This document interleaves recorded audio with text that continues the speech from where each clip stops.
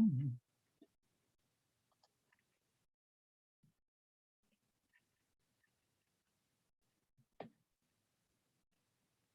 there it is. Good morning, and welcome to another episode of PB Reads the Bible. I'm PB, Pastor Brian here. Probably shouldn't have put that cracker in my mouth before he started talking, huh? No one wants to see that. Let me wash it down a moment too. But good morning and welcome to another episode of PB Reads the Bible. You're here. Kimchi? Good morning, Marcia. No, not kimchi, just a cracker actually, but okay. Surprise. Hey, all right, Pat, good to have you watching live with us and on a computer that you can interact with. That's great. That's great. So go ahead. If you're signing in, if you're logging on, you're watching live, or if you're watching it as a recording, just go ahead and let me know that you're watching it. Fill us in, say something to each other. That's the important part of this too, connecting, feeling like a family, right? Across the miles and across time at the same moment. And use the chat section for leaving comments or questions. And of course, you can also text me too, 570-351-1619. And also the same things go for things you want me to be in prayer about, things that we need to be in prayer about. And I'm going to talk about a couple of those right now, because we mentioned Kurt One. Excuse me one moment.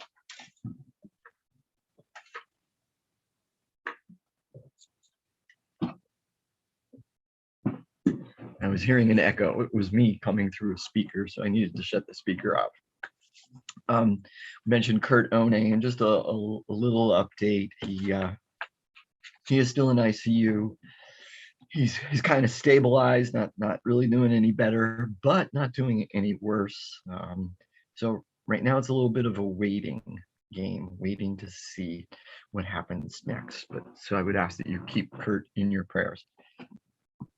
Now, I know I was a couple minutes late starting this morning. I did send out sort of a last minute warning. So apologize if you didn't get that, but switched the bus routes up this morning, the van routes. I don't drive a bus. I don't have the license to drive the bus.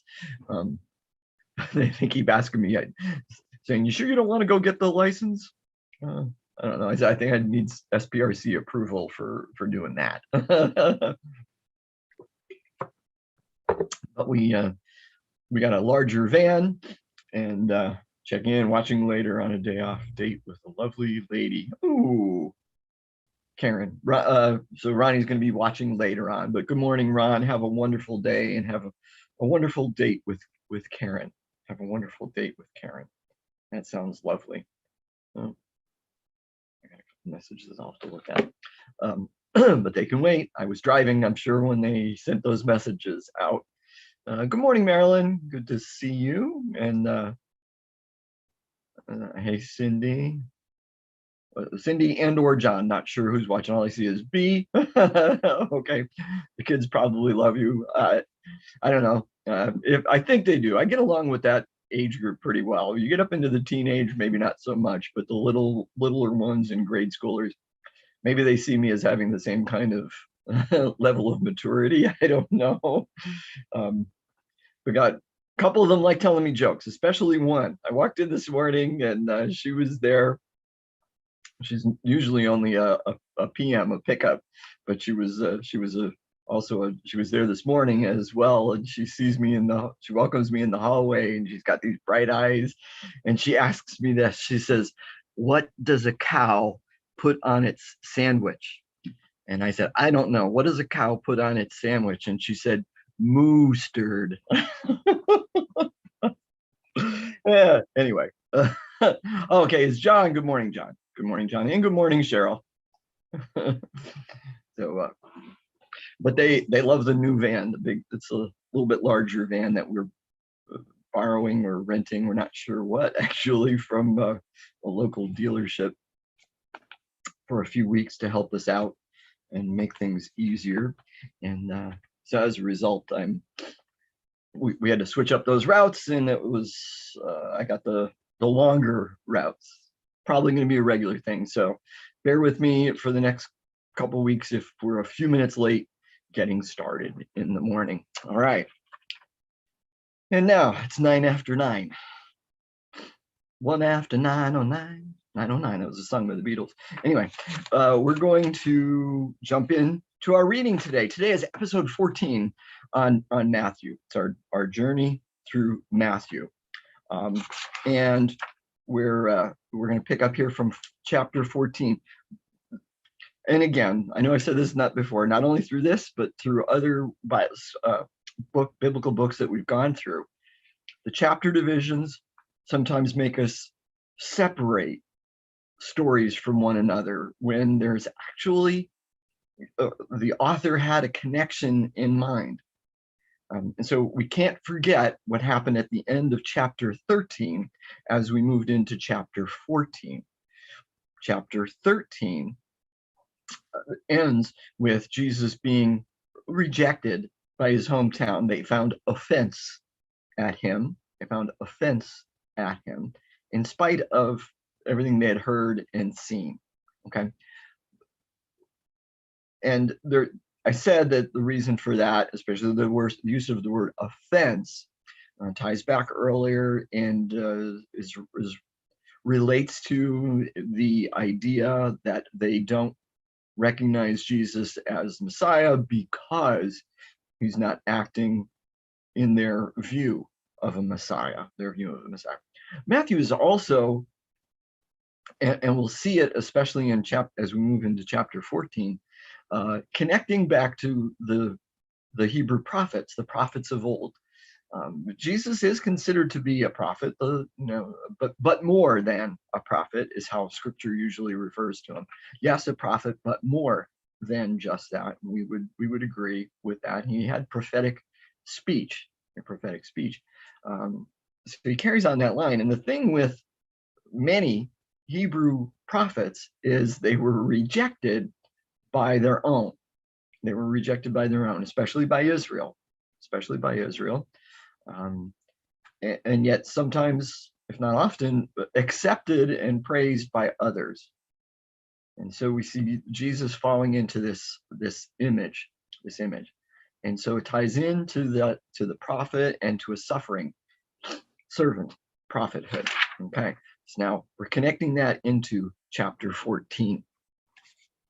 And yes, Matthew is using a story that was told in Mark, but there are a lot of differences. Matthew condenses the story down a lot, because it's important for him to do that. We'll talk about that. So let's get started though. At that time, Herod, the ruler, tetrarch, heard reports about Jesus, and he said to his servants, "This is John the Baptist. He has been raised from the dead, and for this reason, these powers are at work in him." For Herod had arrested John, bound him, and put him in prison on account of Herodias, his brother Philip's wife, because John had been telling him, "It is not lawful for you to have her." Though Herod wanted to put him to death, he feared the crowd, because they regarded him as a prophet.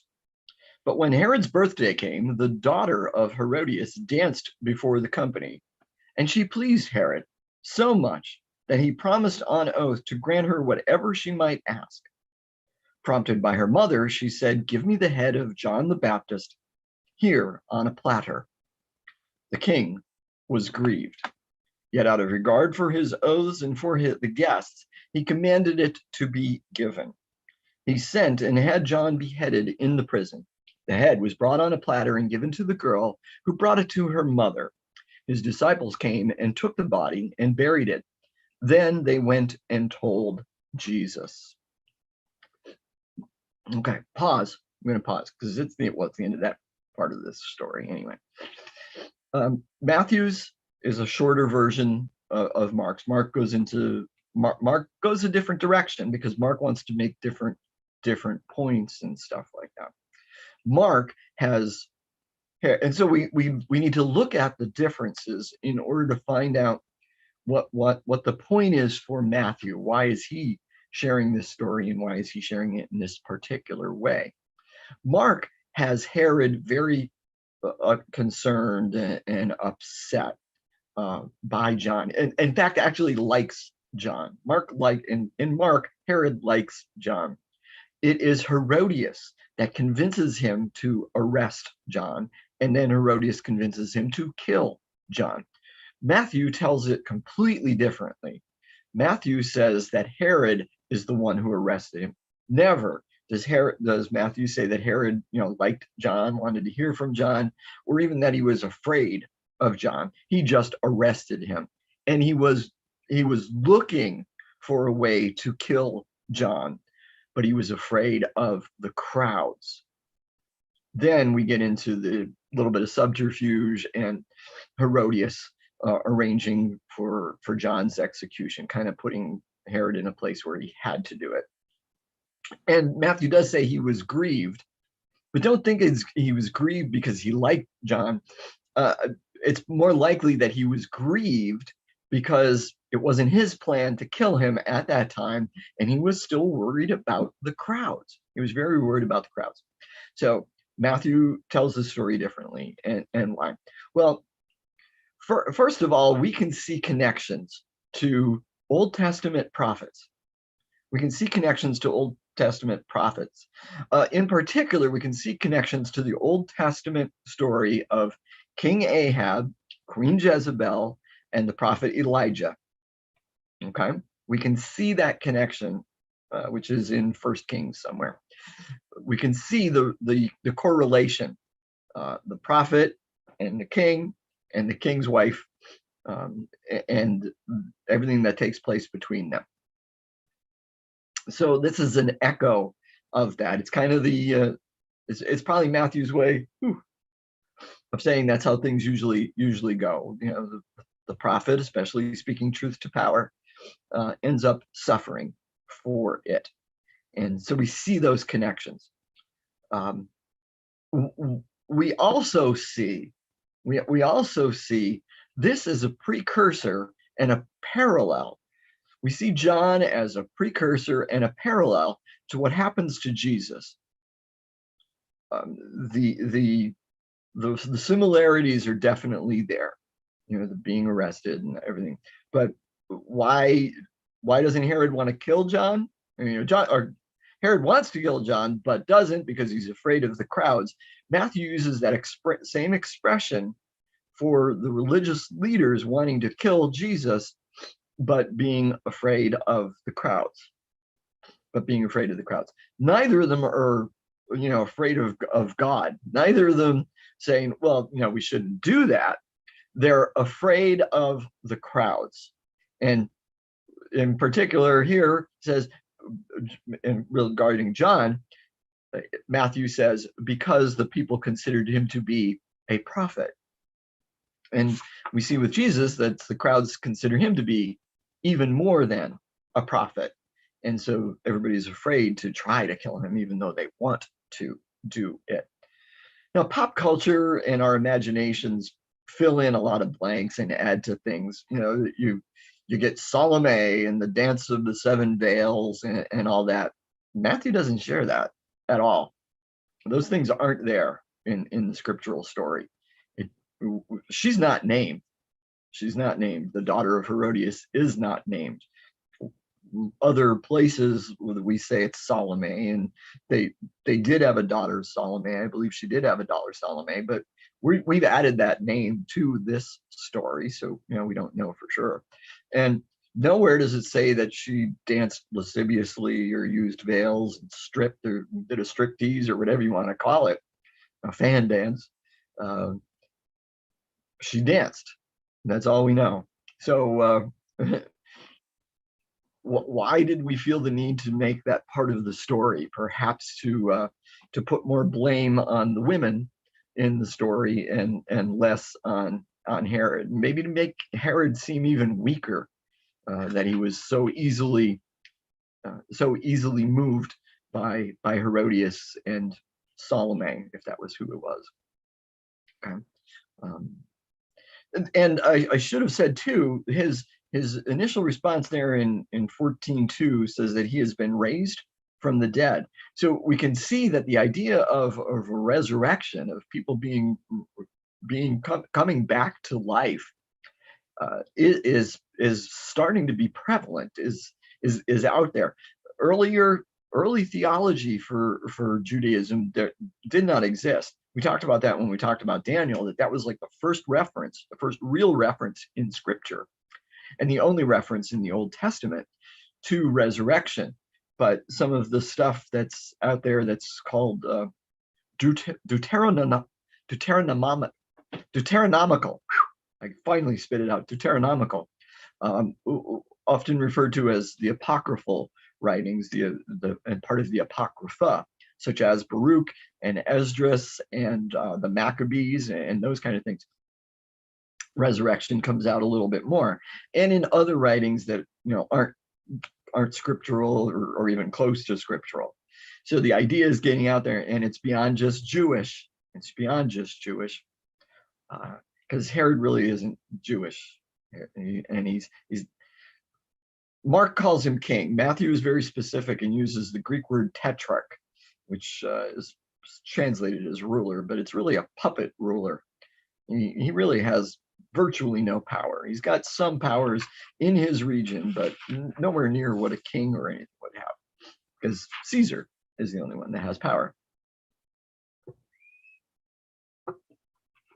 He probably has even less power than Pilate, who is governor of Judea, or will be. I'm not sure if he's ruler, if he's governor yet. Anyway,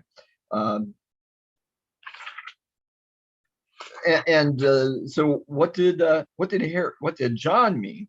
John mean when he said he was why he was arrested, why Herod arrested John was because he was saying that he shouldn't have Philip's wife. It is not lawful for you to have her. Now both Herod and Herodias were divorced. They divorced their first spouses. Herod's first wife was from another country, and political problems arise because he divorced her. Herodias and Philip were divorced, and now Herod takes her. John's complaint is not that they were divorced and remarried.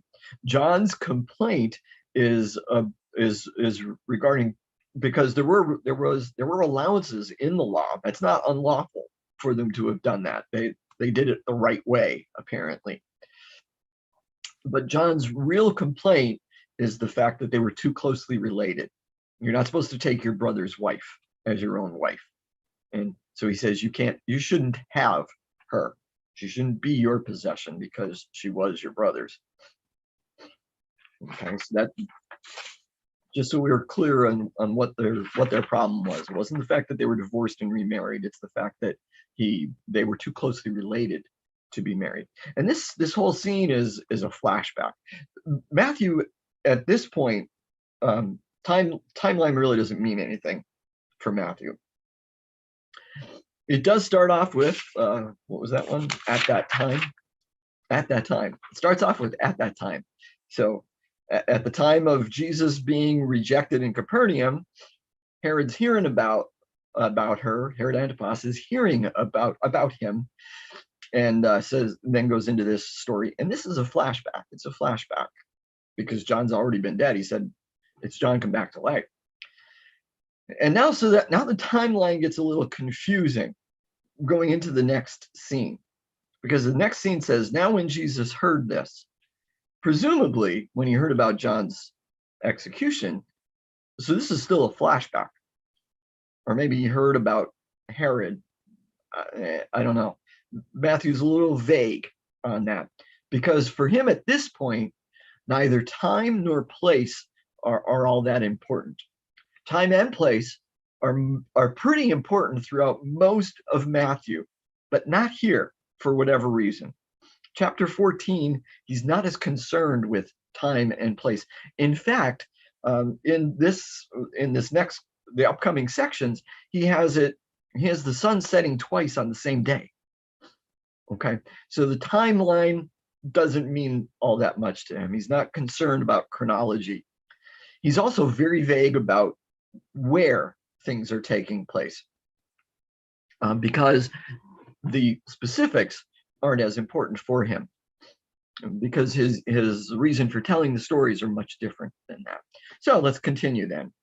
Verse 13. Now, when Jesus heard this, he withdrew from there in a boat to a deserted place by himself. But when the crowds heard it, they followed him on foot from the towns. When he went ashore, he saw a great crowd, and he had compassion for them and cured their sick. When it was evening, the disciples came to him and said, "This is a deserted place, and the hour is now late. Send the crowds away so that they may go into the villages and buy food for themselves." Jesus said to them, "They need not go away. You give them something to eat." They replied, "We have nothing here but 5 loaves and 2 fish." And he said, "Bring them here to me." Then he ordered the crowds to sit down on the grass.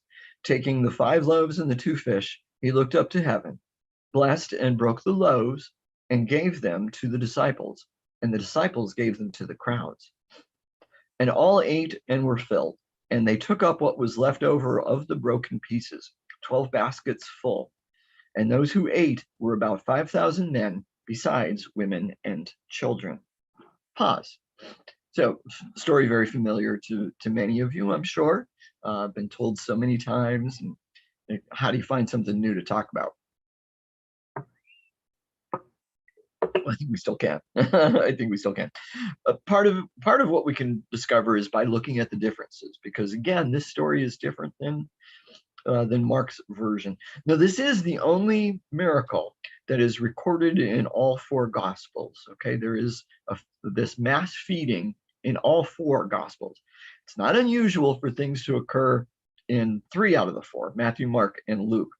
They're often referred to as the synoptic Gospels, meaning optic is eyes or seeing, and syn means the same or similar.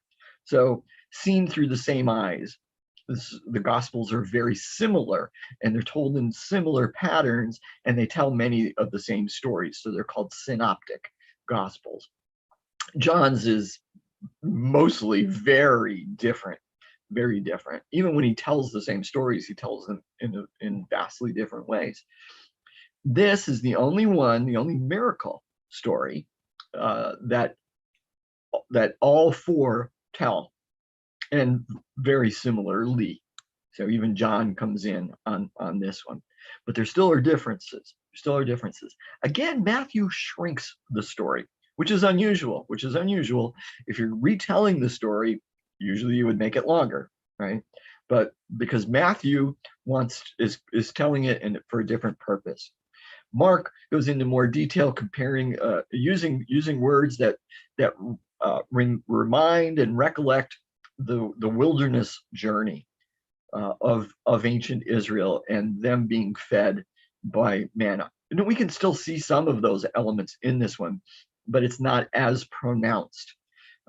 Mark specifically uses the term, that they were in the wilderness.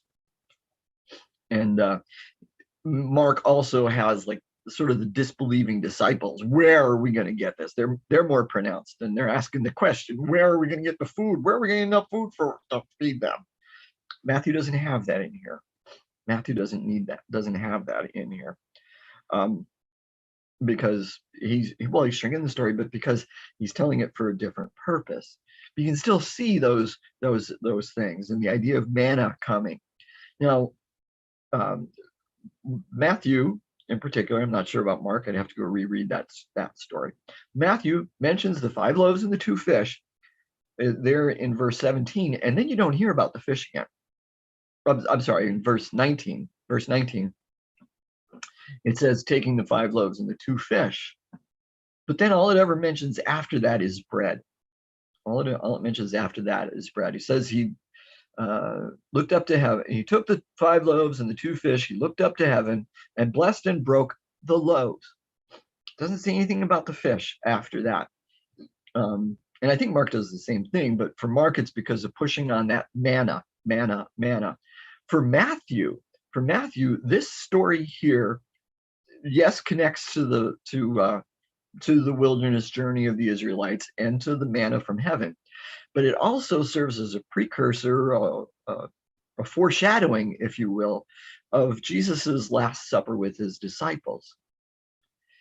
In fact, when you compare the wording when you read chapter 14 alongside of chapter 26, when you read chapter 14 alongside 26, where it tells the story of the Last Supper, many of the same phrases come into occurrence, come into use.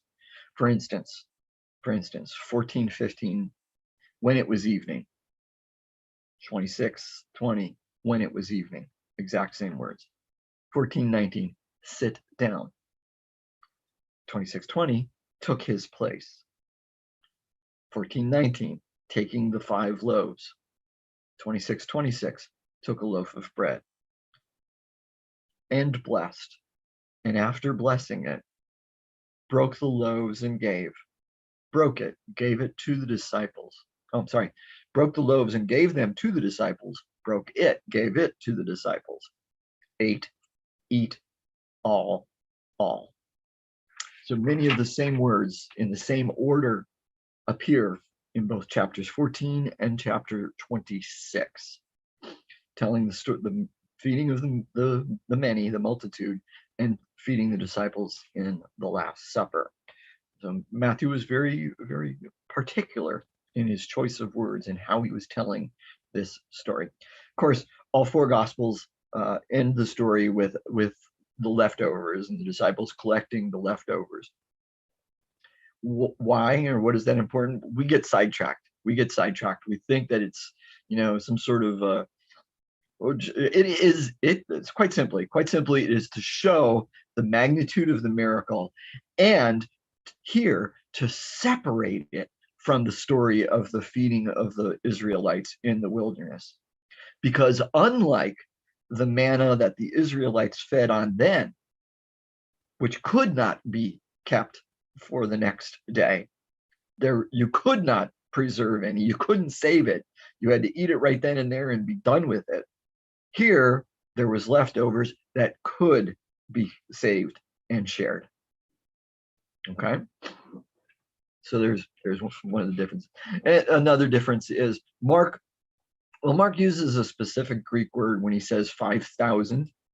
And the word actually has a couple different meanings. It can mean people. It can mean 5,000 people, or it can mean 5,000 men.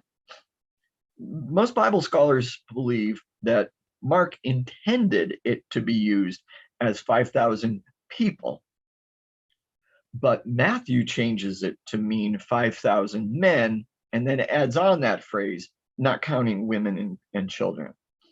And not none of us, so we would say that, Mark's choice of word, or this only counting the men, is a sexist thing. But Matthew is staying true to Mark's use of the word, but changing the understanding, the translation of the word to mean only men, and adding in women and children, not to be sexist, but to make the story and the miracle even grander than perhaps Mark's story of it tells. Okay. So let's continue the next section. Immediately, he made the disciples get into the boat and go on ahead to the other side while he dismissed the crowds. And after he had dismissed the crowds, he went up the mountains by himself to pray. When evening came, he was there alone. Pause. So that's the second evening in the same day. When evening came, he was there alone. But by this time, the boat, battered by the waves, was far from the land, for the wind was against them. And early in the morning, he came walking toward them on the sea.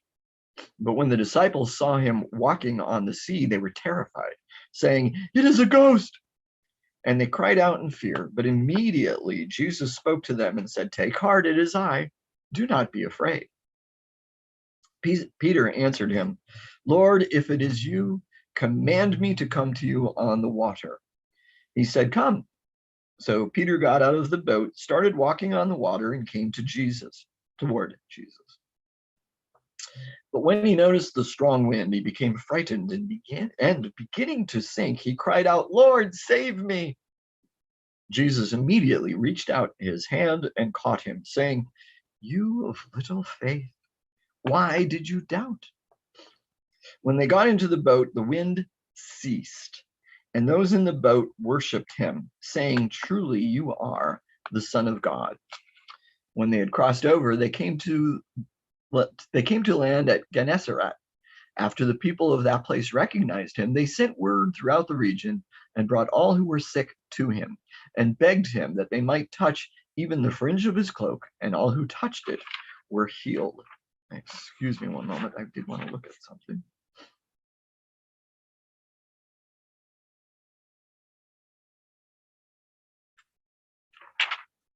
Got it. Excuse me. I need a drink.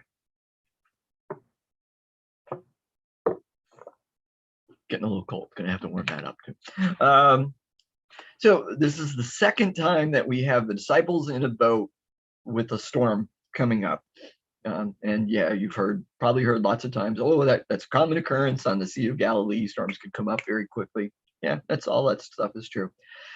So there are similarities and differences in the two stories that Matthew tells. However, I would say the point for Matthew in putting them in there is the same. Might be pressing your memory, but that first tale, and we'll go about the differences and the similarities. The first tale, yes, the disciples are in a boat, but they're in a boat with Jesus. Jesus, in fact, gets in the boat first and says, "Get in," and they go. But then he falls asleep. Takes a nap. Naps are important, and they journey together. Jesus. So the point is that he's in the boat with them, and the what's going on? Yeah, I do have internet access. Oh, that's different. The boat symbolizes the church. The boat symbolizes the church, that in particular Matthew's faith community church in Antioch, and the struggles that they're having with missions, with sending out missionaries, and problems that they're having, storms, and because water is chaos. Water is symbolic of chaos. So we had all that taking place, and it's the reminder that Jesus is with you in the storms. Now, this story is different because Jesus tells the disciples to get in the boat and go ahead, and stays behind. He doesn't go with the disciples, but they stay in the boat, and yes, the storm comes up. So Jesus comes to them. It's really the same kind of point that the boat is the church. Yes, you're encountering these struggles with missions, but here the point isn't so much whether or not Jesus is present with them, because he still is, even though they might think that he's not. Is the idea of trusting and putting into faith, putting faith in it. And so Peter, and we praise Peter for getting out of the boat, and yet also what that symbolizes is Peter leaving the church. And Peter isn't necessarily Peter, he's a disciple or members of the church, Christians, who are leaving the boat and Jesus says, "You have little faith, why do you doubt?" The Greek word that he uses, there's multiple Greek words for doubt. The one that Matthew chooses in this spot has more of a context of vicissitude, kind of like a wavering. Not so much skepticism or disbelief, but a little bit of wavering taking place. So perhaps Peter is symbolic at that point of Christians, disciples who are kind of giving up on the mission and giving up on the church and are stepping out. But Jesus is there to try to save them when they realize that they're wrong and stuff like that. Okay, so a little bit different.